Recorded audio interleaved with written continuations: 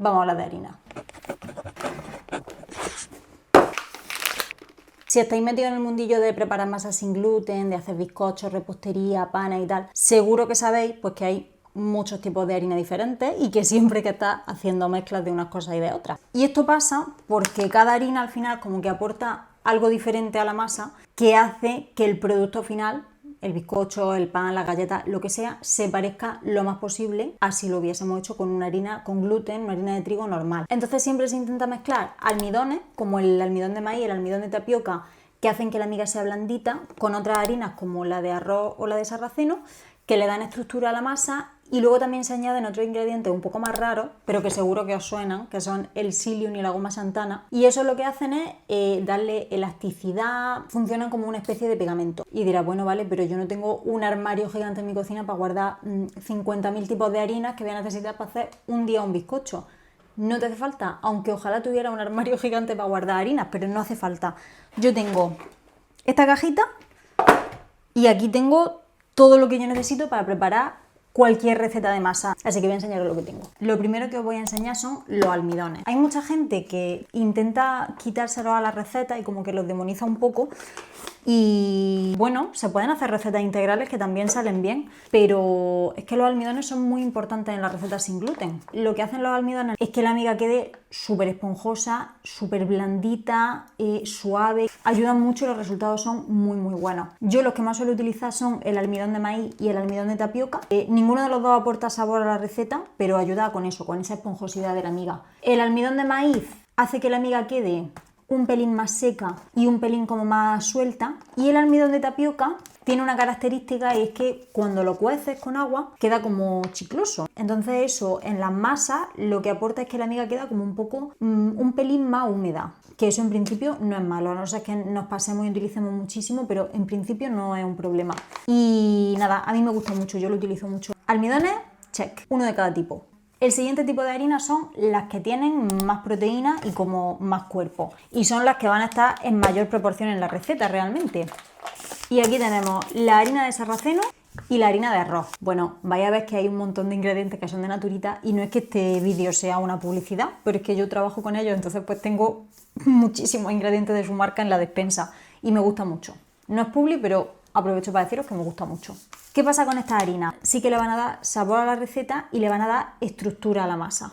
Yo utilizo estas dos prácticamente siempre, sea la receta que sea, y las suelo utilizar como 50-50 de cada una. Y los resultados me gustan mucho. La de arroz tiene un sabor muy suave, que casi no se nota, y la de sarraceno sí que tiene un sabor un poco más potente, entonces os tiene que gustar. Pero si no, hay más alternativas. Podéis probar con la harina de mijo, harina de sorgo, harina de tef y harina de quinoa, creo que también hay. Y todas esas en principio funcionan parecido. Bueno, una pequeña aclaración. Cuando hablamos de trigo sarraceno, esto realmente no es trigo. Un poco de duda por el nombre, pero no es trigo. Y no tiene nada que ver. Tiene ese nombre, pues yo qué sé, porque sí. Pero no es un pseudo cereal y no tiene nada que ver con el trigo. O sea que no tiene gluten, no os preocupéis. Así que ya tenemos la despensa, almidones y harinas con un poco más de proteína que le van a dar estructura y fuerza a la receta. Y aquí tengo los ingredientes estrella que seguro que lo habéis escuchado alguna vez si hacéis cositas sin gluten, que son el psyllium y la goma santana. Esto es psyllium y esto es goma santana. Estos dos ingredientes tienen funciones parecidas, pero no son 100% intercambiables el uno con el otro. Los dos son sustitutos del gluten, entre comillas, y sirven como de pegamento entre los ingredientes y como para aglutinar. Y luego también le dan mucha elasticidad y flexibilidad a las masas, pero también tienen diferencias. Vamos primero con la santana y luego con el psyllium. La santana yo recomiendo utilizarla para postres, tipo bizcocho, galleta, magdalena, tortita, brownie, todo ese tipo de postres que no sean masas que van a fermentar fuera del horno, que no sea por ejemplo una masa de pan. Para esos casos yo sí recomiendo utilizar goma santana porque añadiendo nada, es que un cuarto de cucharadita, o sea unas cantidades minúsculas, lo que conseguimos es que la masa quede como más pegada, entre comillas, y entonces el bizcocho pues no se nos rompe, no se nos desmorona y funciona muy bien. En cantidades muy pequeñas, esto no tiene sabor a nada y me acabo de dar cuenta de que lleva 4 o 5 meses caduca. Pero yo esto no sé hasta qué punto caduca. Pone consumir preferentemente. Es que chicos, mirad todo lo que me queda todavía. Yo creo que no la voy a tirar. Así que para eso sirve la Santana. Y ahora vamos con el Psyllium. Esto sí que es de verdad la joya de la corona para las masas sin gluten. Estoy buscando la fecha de caducidad de este también porque lo compré como a la vez. El Psyllium, para explicaros así un poco rápidamente lo que es una fibra, son como las cáscaras que hay alrededor de una semilla y se venden en dos formatos, las cáscaras tal cual o se puede comprar así triturado como este, os lo voy a enseñar. ¿Lo veis que está en polvo? Hay mucha gente que recomienda comprarlo en cáscara porque le gustan más los resultados y otra gente que recomienda comprarlo así triturado. A mí me gusta así, yo siempre lo tomo así y siento como que se integra mejor con el resto de ingredientes. Pero bueno, que sepáis que existen esas dos opciones. ¿Qué es lo que hace el Psyllium en una masa para que sea tan importante y para que todos estemos siempre diciendo que utilicéis Psyllium en vuestras masas? Lo primero es que esto se utiliza solamente para las masas que van a fermentar fuera del horno, tipo panes, brioche, rollitos de canela, como todas esas masas que tú primero mezclas a masa, dejas que fermente y luego te lo llevas al horno, pues en esas en las que tenemos que utilizar Psyllium. Y esto lo que hace básicamente es que cuando tú lo mezclas con agua, absorbe muchísimo, o sea, puede absorber muchísima cantidad de agua y se forma como un gel así viscoso, como un poco tipo moco, y eso pues se integra dentro de la masa y hace que las masas sean completamente flexibles, elásticas, que se puedan amasar, que luego los panes fermenten súper bien, que se formen como alveolos grandes dentro del pan.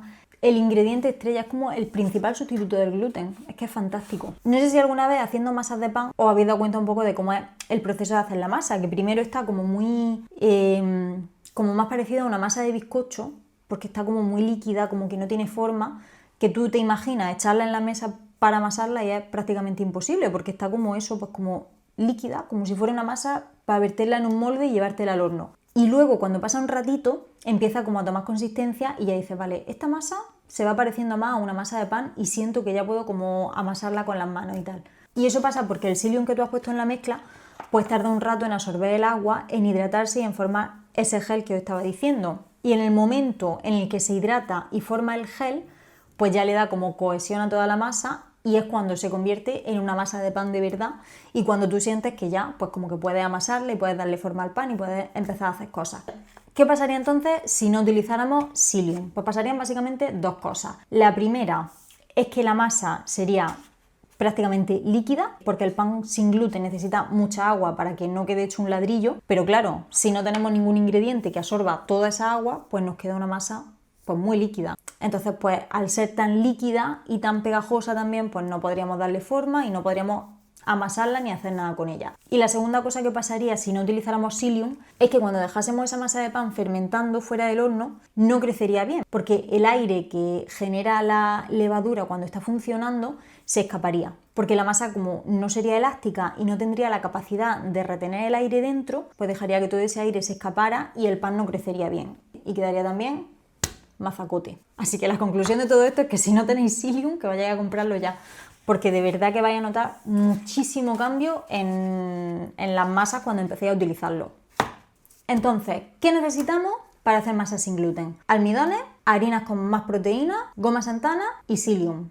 Y ya está. Como iba a grabar este vídeo, he dejado una cajita en Instagram para que me preguntaseis dudas que tuvierais sobre la harina. Vamos a resolver algunas, voy a ir leyendo y las vamos resolviendo. La primera, muy importante, ¿dónde comprarla a granel de forma segura? Chicos, no compréis harina sin gluten a granel. A no ser que sea una tienda en la que todo sea 100% sin gluten, que os aseguren que no hay contaminación cruzada, que no hay ni una traza, no compréis harina a granel, porque la harina es lo más volátil que hay y lo que más os contamina. Simplemente de meter una pala en un saco de harina, todas las partículas que vuelan, pues si tienen más sacos de harina en principio sin gluten por ahí, van a estar llenas de trazas. O sea que a granel, a no ser que eso, que sea un sitio que os aseguran que no hay trazas, yo no me arriesgaría. Si conocéis algún sitio seguro que las vendan a granel, decidme porfa, y así nos enteramos. ¿Son mejores o menos saludables que una harina normal o harina vegetal?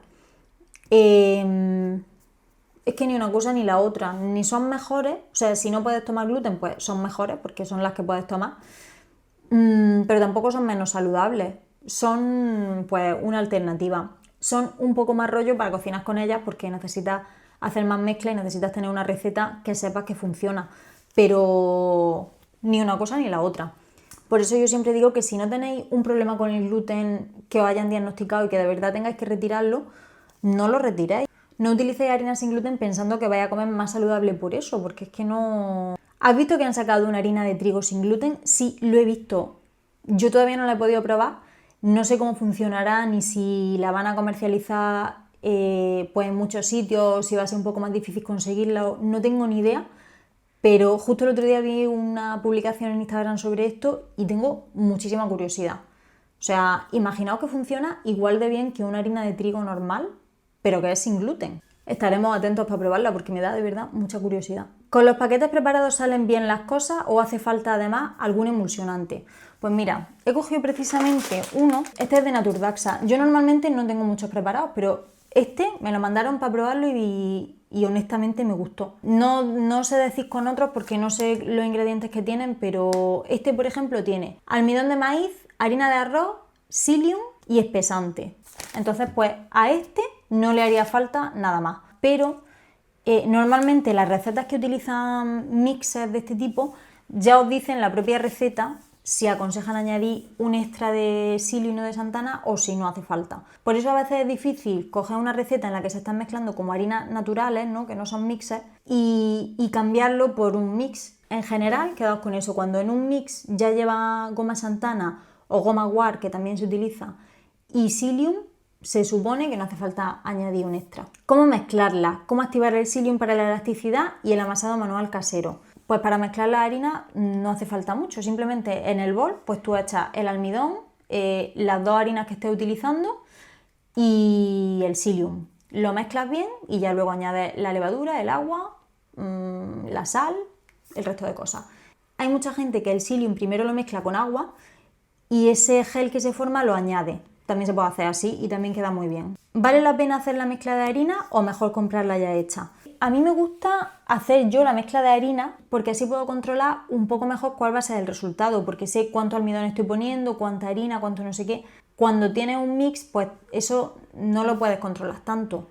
Pero realmente, si queréis cocinar en casa, mi recomendación es que os lo pongáis fácil. Entonces, aunque yo anime a que compréis 4 o 5 tipos de harina diferentes y que probéis a trabajar con ellas, si no cocináis mucho y queréis un día hacer un bizcocho y que os salga bien y no calentaros la cabeza, pues quizás os sea más fácil compraros un mix que sepáis que funciona bien y utilizarlo y ya está.